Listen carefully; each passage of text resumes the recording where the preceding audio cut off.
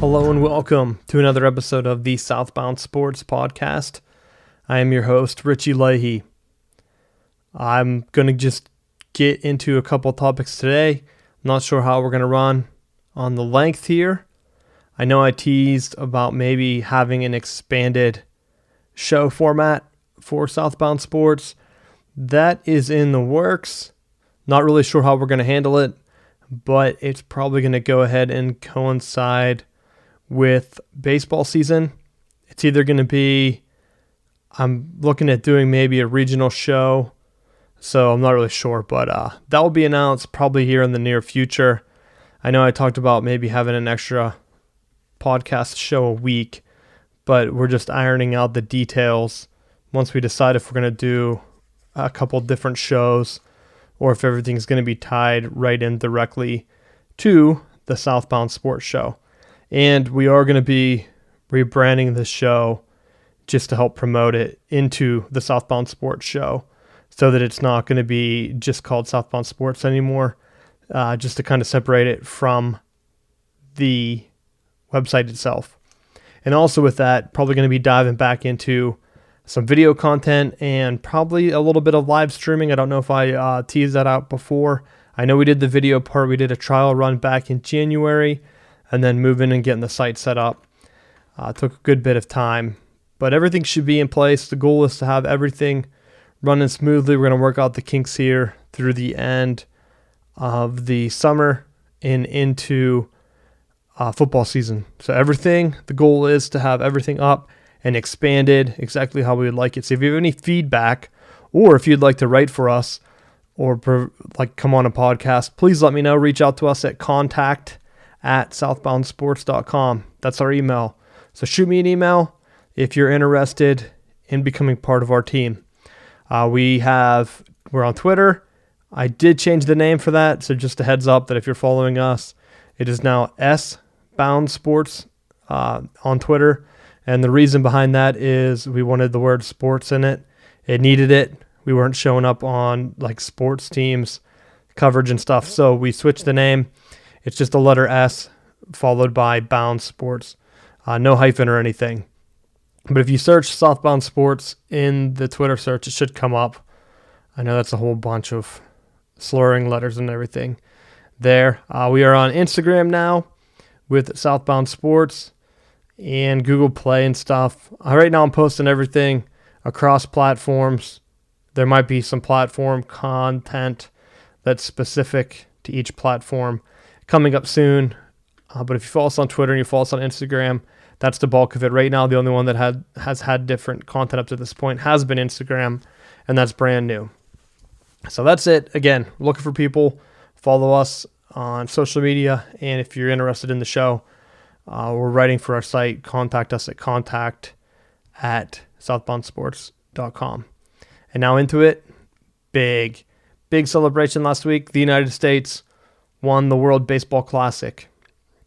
Remember, baseball is our American pastime. It's the sport we're supposed to be the best at. And yet we haven't won. The World Baseball Classic, it seems like an afterthought, if I'm being honest. I don't like how it's run. I don't know how they could do it any better. Maybe. It's still too tough. I mean, it's hard to have other countries in, and with the World Series, you don't want to get away from the World Series. They had the World Baseball Classic on MLB TV, which I got as a trial this year to see how it would run. Not even sure, compared to other sports packages, how good it is. I've had my struggles with other ones, trying them out and having to cut them loose because the streams don't work. Not high def. It's awful, hard to watch. I don't want to sit and be watching on a tablet or on my laptop. I want to watch it on a television. So make your apps work. I'm not going to pay to have a sports channel that barely comes in. But that's what we've been looking at. I've been using MLB TV, so I figured I'd give it a trial run here for the first part of the baseball season. I'd like to follow the Tigers this year. I'm becoming a pretty big Detroit fan, even though I've been a fan for a while, growing up, watching the Red Wings and everything. So watching the Tigers, I wanted a way to watch them here in Carolina with the stupid blackout restrictions. you have to pretty much be outside of your team range to even have a team. So they're basically killing the local fans, which I'll get into. I'm sure I'm going to have 100 different articles written on that because it's the one thing in sports that needs to change. If you want people to come to watch the games, you can't alienate them so that they don't even know you exist. I can't watch a local game, but they expect me to pay for cable. And I understand that they're getting money from them, but you're going to lose money in the long run because you're not going to get the merchandise sale money. You're not going to get the ticket money. And the same thing with these tax-funded stadiums. They make you pay for parking, which is the biggest ripoff. If they're funded by taxes, you should not have to pay for parking. That's it. There's no argument for that. That's how it should be. And I'm sure these will come up again later on. But that's what I was doing, watching the World Baseball Classic. I didn't think the United States would win again. I think Japan has 2, and was it Dominican Republic had 1? And it kind of sparked an internal debate here at Southbound Sports and give some interesting content ideas to us over last week while we were watching this. And so here, the United States, I watched the final game, complete blowout. There were some things that the Tigers' second baseman, Ian Kinsler, said that I guess some people took as negative. He said that they don't showboat, they don't dance around on the field and things like that. And I saw a lot of people on social media were complaining, saying that they wanted sports to be fun. But really, these are the same people that a few years ago, actually it's probably about a decade now, were making fun of NFL players for celebrating and saying they didn't want to see it and had no place in the sports. So basically the media did a two-faced deal here. They complained about it in the first part. They showed it, it gets the ratings, and then the leagues and everyone, they shut down. They're like, oh, you're not setting a good example for the kids. I remember all kind of commentators would say that kind of garbage. And then you have now, they're like, well, sports are boring. You made them boring. Your coverage and your complaining made sports boring. There's no two ways around it. That's why we went ahead here and started doing Southbound Sports, because sports coverage is boring. People are making sports boring. And it doesn't make sense. It's annoying to me. I can't watch sports. It's supposed to be an escape. You watch sports to get out of your daily life, something to do. You can get out in public into a safe environment, go hang out with people that have similar interests to you. Tailgate is awesome for college football, NFL kind of kiboshed that too, where now it's not even close. College football's 100 times better than the NFL, especially in the tailgating arena. You can't tailgate certain times. They only open the lots at certain times. It is crazy how they are trying to kill their own product. But we'll touch base on that. It was just good to see that he came on. He was under some fire. A lot of people were cheering against him, and he went out there and he delivered. Huge game. Game by Kinsler. And I'm pretty excited for the Tigers season with him on the roster. It was good to see Jim Leland. He was the skipper for the U.S. team. Good to see him get a championship, the first one in United States history, and something that should be looked at as just as good as a World Series champion, because I know he's come close before. I think he did win one with the Marlins, maybe. So he just wasn't able to get it done with the Tigers whenever he was the manager. And so it was good to see him finally get a win out there. Now, when you're looking at baseball, and I talked about getting the television, like MLB TV, baseball has become such a regionalized sport. And I've seen that people complain about the numbers, the ratings, how baseball is boring and how they need to speed up the game. But I think what baseball needs to do is just bring some of the minor league life into the major league, especially for television. If you're going to have it on, it's very easy. We've had a discussion here at Southbound Sports about which sport is best to watch at a bar. And it's something that we're probably going to bring in again, just as a debate. Maybe put some other feelers out there on social media and see what everyone else's thoughts are. But for now, if you're trying to watch a sport at the bar, baseball is one where you can just kind of check out, talk back and forth, peek up. You can see what's going on. It's very visual, still very stats driven. It's probably the easiest to get into fantasy sports with, because the stats are right there. It's very easy to keep track of. You know what you're cheering for. If you need a guy to hit a home run, you can sit there and watch him physically know what you need. Maybe you need him to get on base. Maybe you need a pitcher not to give up a run. Some of the other sports, it's a little bit tougher to watch because of the fast-paced nature. At a bar, like basketball, you turn your head, big momentum swing. Hockey's the same way. Football is kind of decent, but if you're distracted for a little bit, I guess for baseball, you can miss a home run, but till the guy jogs around the base, you miss it a little bit, you can turn back and they're going to show it 100 times. Football is kind of similar, but it's more a lot of downtime with a lot of like slow action. You can see maybe 10 pitches in a minute or two compared to like 2 plays for NFL. So it's a lot of in-between time. Another good one I think is soccer. It's kind of has the flow of hockey, but since they're actually running on the field and kicking the ball, which it moves a little bit slower, it's a little bit easier to follow. But I do like the setup for the World Baseball Classic, and with baseball being such a big bar sport, especially this time of the year, right now it's just bad timing. Like they're matching it up against the NCAA basketball tournament, which in the United States, it's not going to work. It might work in these other countries, but no, it's not going to work in the United States. Our team's winning and it's on MLB TV, that's not going to work either. That needs to be on a major network, and you're not going to get it done. And I'm surprised Fox or someone didn't step up, and NBC or one of these other channels that are having failing ratings because people aren't watching anymore. If you look at the ratings on television, everything has dropped off. That's what I don't understand whenever they say like, oh, this sport is hurting, this sport is hurting. The only thing that I think has gone up in ratings pretty much every year has been the NFL and like the Super Bowl. The NFL itself as a whole, maybe regular season's down a bit or like since like overall, but overall, like the most watched event, what are those movie things, Oscars, the Academy Awards, those are down across the board. People aren't watching them. Yeah, they'll say that they had the highest viewing in 10 years or so, but like most things peaked on television around the 90s, early 90s. And that makes sense because it's right before like cable television really hit it big. That's the area I grew up in. So then you've only had a handful of channels, and then you get cable, then you have a handful more, and then more channels. That means it's not less people watching, it's less people watching your show because they have options. Where before, basketball was on one of your 5 channels, you had to watch basketball. So ratings, of course, are going to be down, and then you throw it on some cable, which people don't have, like they did with the World Baseball Classic this year. They throw it up on MLB TV, which is pretty much a paid premium channel, and you're not going to get the ratings. And so they can point to that and say, hey, we didn't get the ratings, but it's not, you don't know if you're going to get the ratings. You have to pretty much be on one of the 5, or I guess 6 if you count Univision.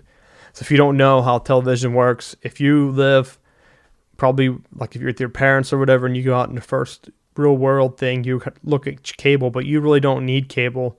Most locations in the United States can pick up what are called over-the-air channels, and they are your free channels that you can get with just an antenna.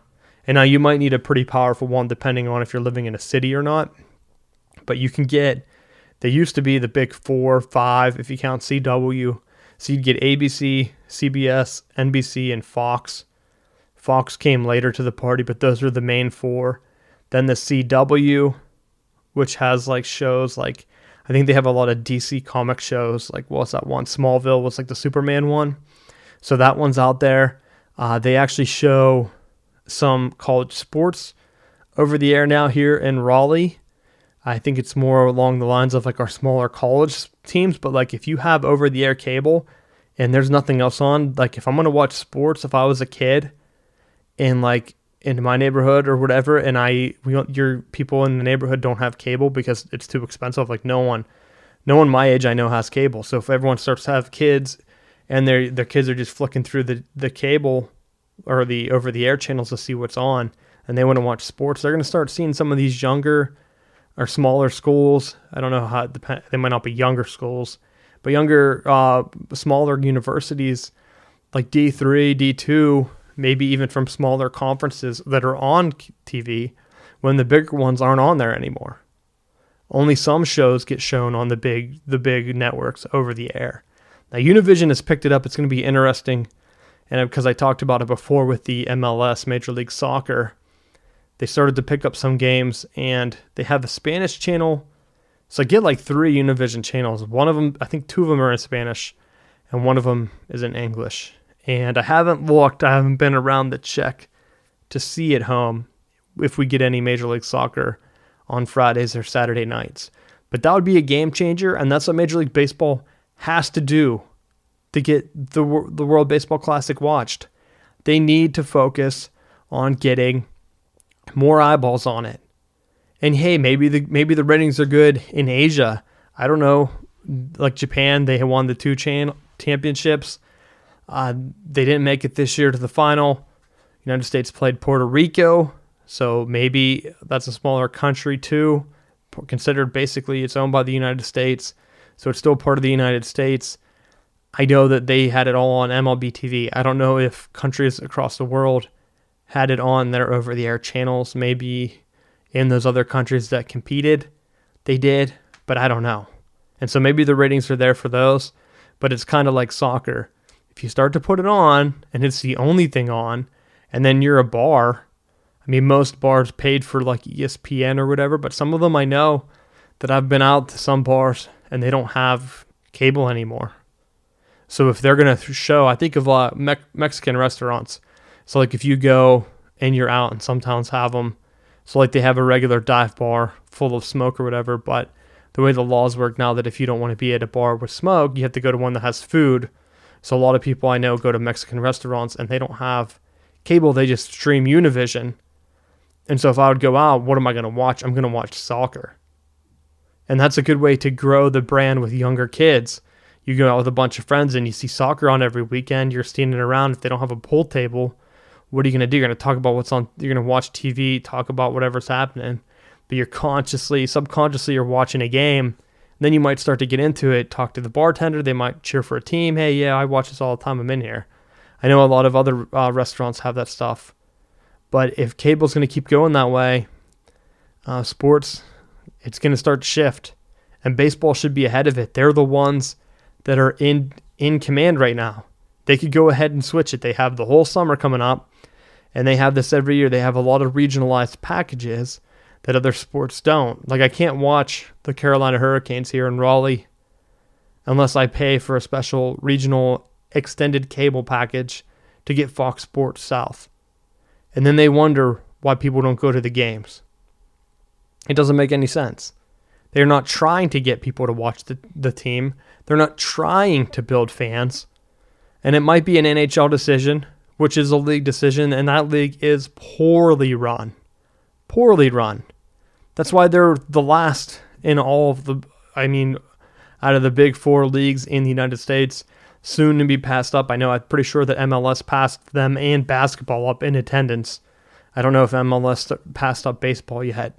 But whenever you start to have a fan experience that people enjoy and want to go to the games, I've seen some of the renderings for like some of the new basketball stadiums where it's kind of like a row of TVs and you have like lazy boys.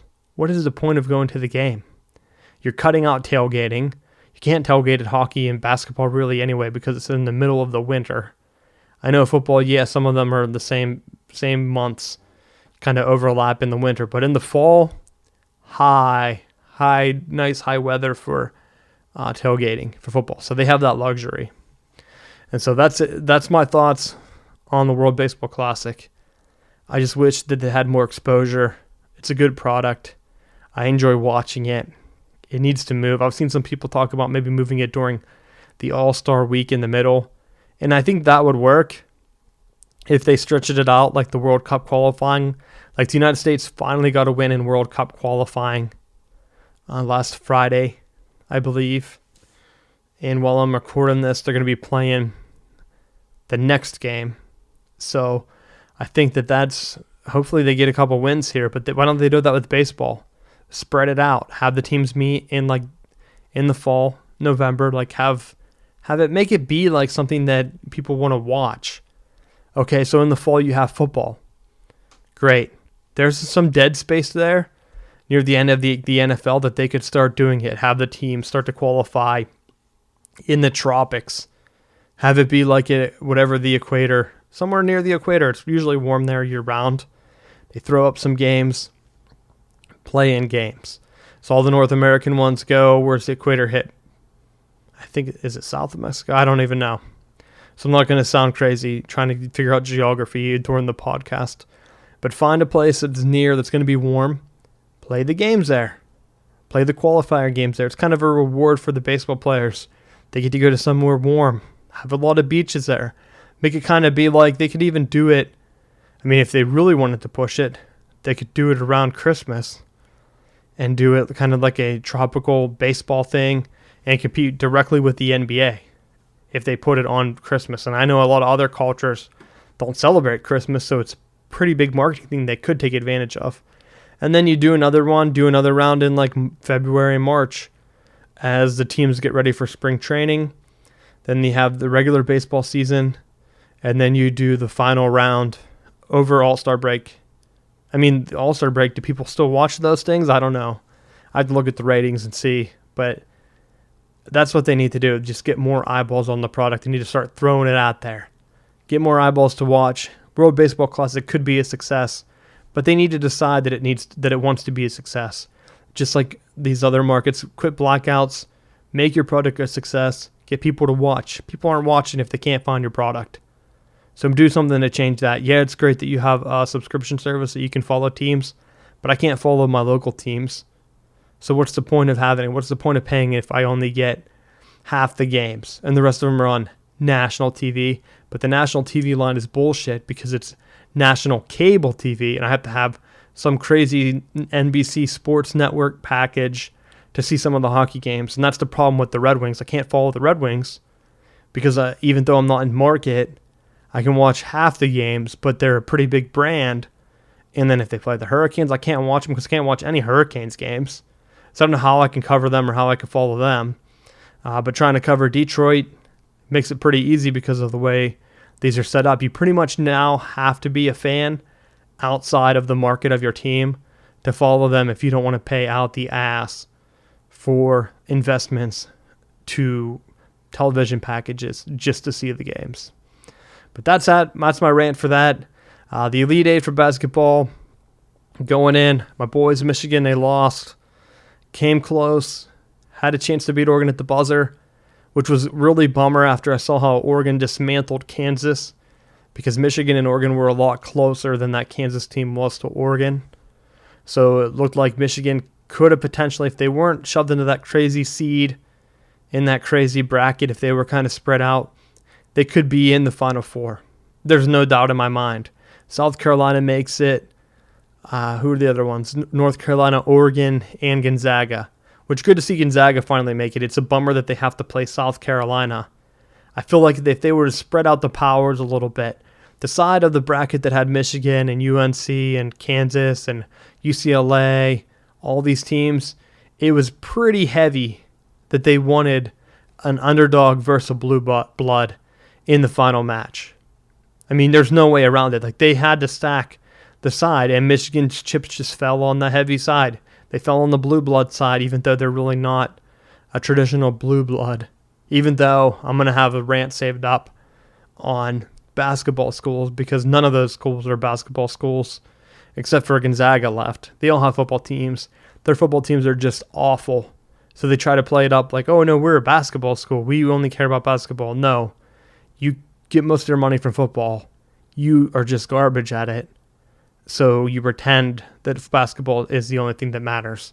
If you really only cared about basketball, you would cut your football program because you have tons of empty seats.